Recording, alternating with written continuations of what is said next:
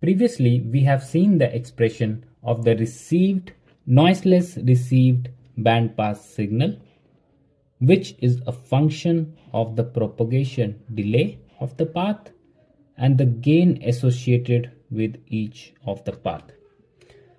Then, to study the complex baseband, we can remove this carrier and focus on the remaining part.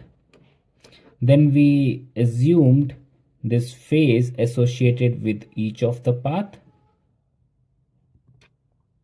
And finally, we are left with r of t as a real part of r tilde t e raised to power j 2 pi fct, where r tilde t is the complex baseband received signal. So let us focus on this part r tilde t. So r tilde t is given by summation n is equal to 1 to n cn e raised to power j phi n s tilde of t minus tau n. So this r tilde t is a function of cn and phi n. So let us assume h t comma tau n is equal to cn e raised to power j phi n, as if this h t comma tau n captures the gain associated with each of the path and the phase associated with each of the path. Then r tilde t can be written as summation over n and the multiplication of h t comma tau n with s tilde t minus tau n.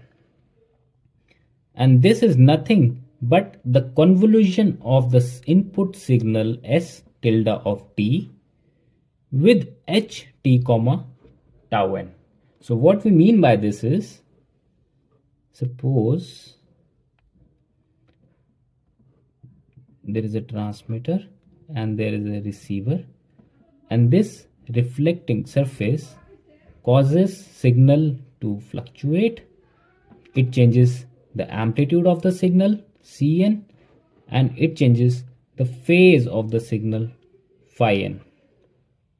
So this means that if a signal is transmitted through this path, this h t comma tau n, it captures the effect of the channel. That means through this path it captures the gain associated with that path and the phase associated with that path.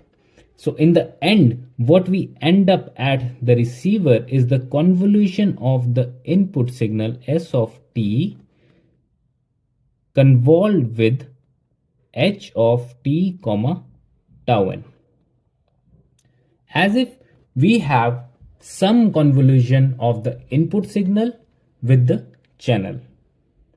So if we expand this expression, we get h1t multiplied by h tilde of t minus tau 1 plus h2t multiplied by t minus tau 2. This is from first propagation path, this is from second propagation path, and this is from nth propagation path. So if we see it via picture, what we mean is we have some input signal s tilde t with some delay tau 1. It gets multiplied with some coefficient h1 of t. After a delay of tau 2, it gets multiplied by h2 of t.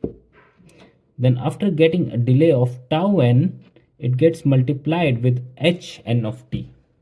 And at the receiver, all these three are added together to get a r tilde t. So this means that we have a signal. When it passes through a propagation path, it gets delayed by signal tau 1. Then it gets multiplied by some coefficient, and similarly for all the paths. And then at the receiver, these all paths, they are added together. So this r tilde of t is represented by h of t comma tau convolution. Sorry, it's not a multiplication, it's a convolution of h t comma tau with s tilde of t. So this can be represented as finite impulse response.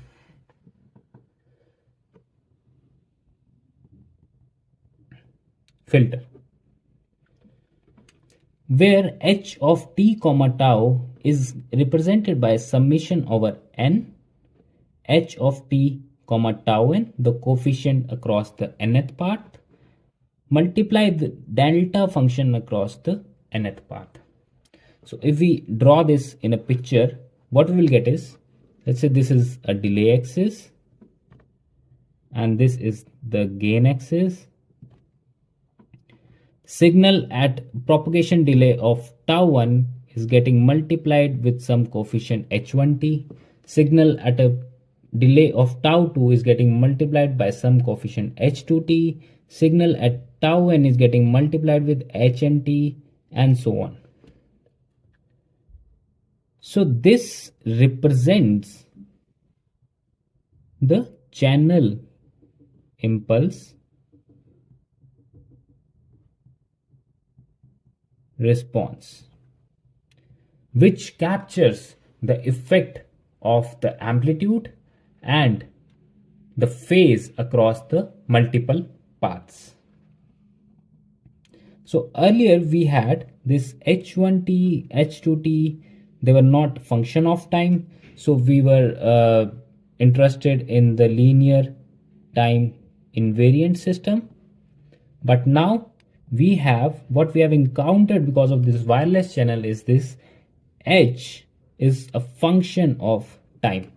So what we encounter here is the linear time variant system. And this is basically due to the phase associated with each of the path. So this figure effectively means that there are multiple paths and a signal travels through multiple paths with certain propagation delay, and each of the path has a corresponding coefficient with which they are multiplied, and at the receiver they are added together. So clearly we can see there are multiple paths that are getting added, and this is known as multipath interference. Interference.